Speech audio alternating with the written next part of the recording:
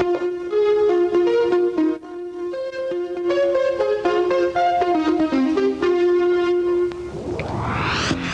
the Thornton Television Studios in downtown Harvey, Illinois, it's time for The Greg Show with Greg Struess. I'm Dennis Anito, inviting you to join Greg as he talks with Mr. Willie Brown Jr. Now here's the guy who invented senioritis, Greg Struess.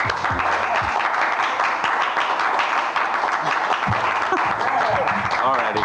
Thank you, everybody. Thank you.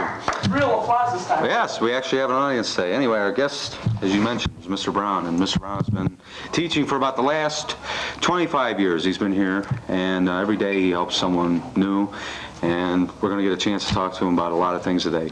So we're going to first talk to you, Dennis. What's going on in your life? What's in my new? life, well, Greece was over the weekend. Did you see it? Yeah. Get a chance to see it? How'd you like it? It went okay. Mr. Sanders was a big hit, I Teen guess. Angel? Yeah. And it was terrific. So now, as I was telling you, Mr. Brown is a person that cares, and he's been here for about the last, he's been here for quite some time. I guess after 25 years, I don't know what new you can do. Anyway, please welcome Mr. Willie Brown Jr.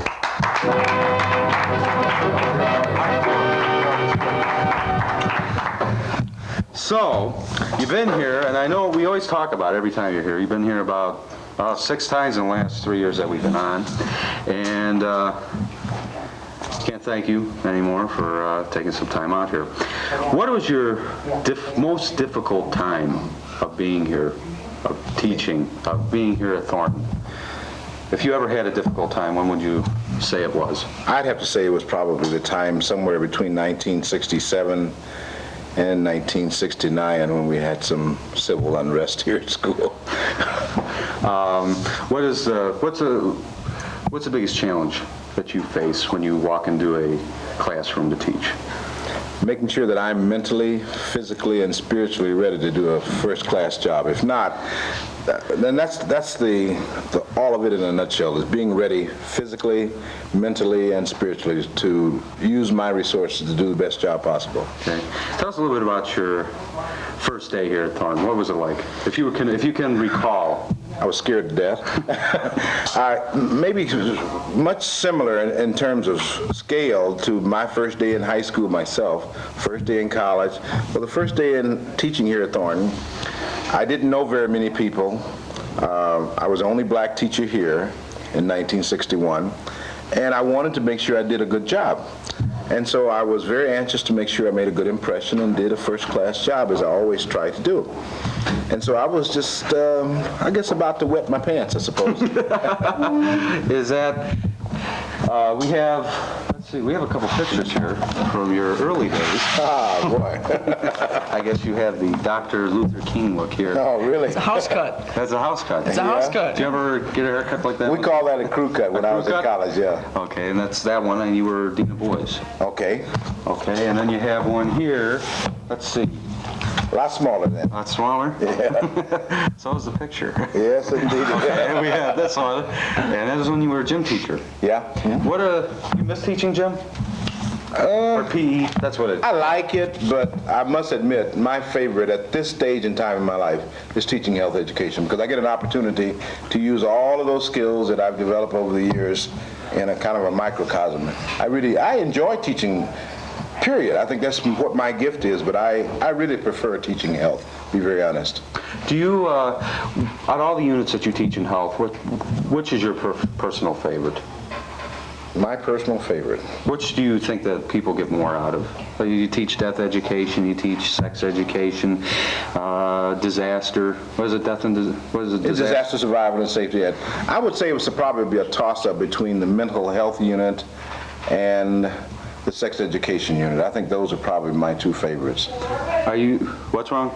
They're always yelling at you. Okay. Mental health. How would you define a person that's mentally healthy? A person who is able to handle the thousands of conflicts that we all have to face every day, like most people do in your part of the world. That to me is what mental health is. And when you're capable to slide through many and play many roles in a socially acceptable way, which gives you a wide range of normalcy, if there is such. And you're able to, the only way we can know that is by comparing your behavior with other people that you live around. For instance, we can't compare people here in Harvey with people in deep Central America or people who are in France, because they have some different expectations of people in those parts of the world. Okay. You have you've been taking pottery lessons. You have some of your samples over there. Well, this is something I do. You and your wife?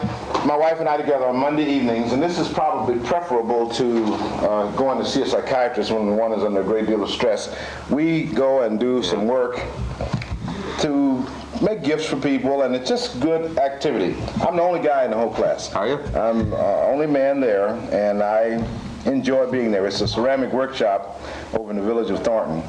And we just have a great time. I'm going to give this to my brother, who's an avid golfer, and this one goes to my little niece, who's a pom-pom girl at her school down in my hometown of Memphis, Tennessee. Some of the other things that you've... I've made Santa Clauses. I've got a big cat at home. The Santa Claus is my pride and joy. It's about, if you take the top of the desk here, it's about 2.5 feet high, with Santa Claus with his sack on his back and with his lantern in his hand and so forth. You say that this is better than going to a psychiatrist. It's a way to get rid of stress? Oh, certainly. Excellent relaxation. And of course, I just enjoy being surrounded by all these women, you know. Hey, baby, you want to go on a date, right? Well, I don't know. So anyway, I want to thank you, first of all, for coming with us, sharing with us the last few years. And this is the last time that you're going to be with us. Wish you the best. I tell you this, I'm going to miss you, buddy. I really am. I think it's been a real pleasure on my part. Thank you. Thank you. Mr. Brown, everybody. Have a great summer. I sure will. We're going to take a break. We'll be back. As we enter Thornton's infamous hall, we come to the conclusion of our journey. After years of making, we have finally found Thornton's vault. What can be hidden behind these doors? One only knows if one watches The Greg Show. Coming soon to a Greg Show near you, The Vault. Okay, we're back after a long intermission. Thornton's Vault is going to be open next week, and we have a few things to talk about, Dennis. This is one of the last chances we can talk. Yesterday we taped the special that's going to be shown next week. When is that going to be shown? It's called The Best of the Greg Show, and it's going to be aired next Tuesday and Wednesday, and Two-day Thursday show. we go on live, and that's it. Oh, it's going to be live for sure? Most likely. We should go live, and I think Bob DeBoard will be joining us. He'll be coming Are you going to unveil the vault live, or just like Geraldo Rivera? And your books are coming out soon. They're $25. And Prom tickets? Hands Across America is coming up next Sunday. And we hope you all have a good 3 days off. I think I might go to Michigan. I don't know. Anyway, we have a few more people here today from the Rembrandt Society.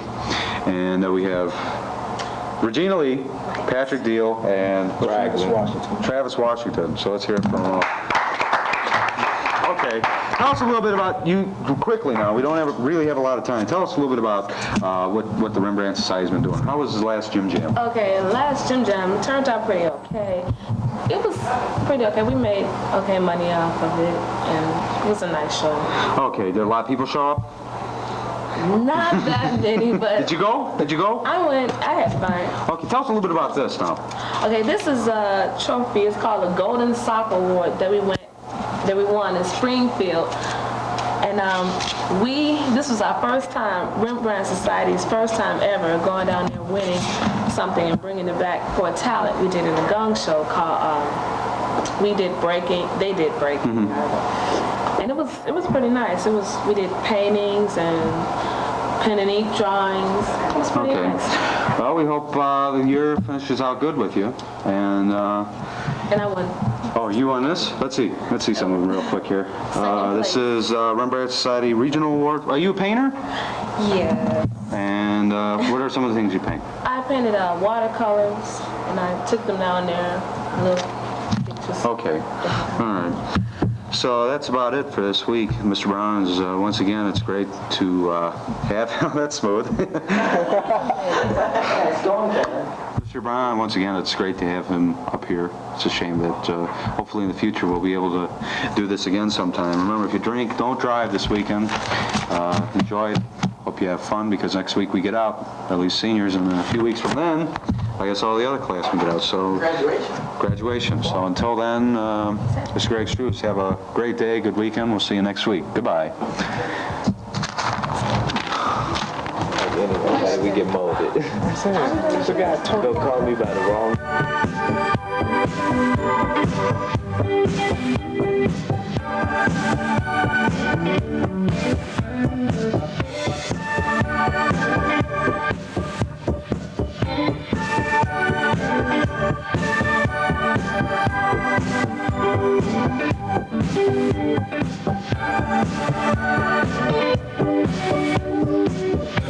We are young,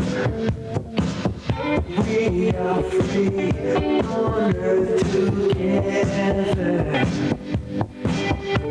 Let's fall in love. You are fine, you are white.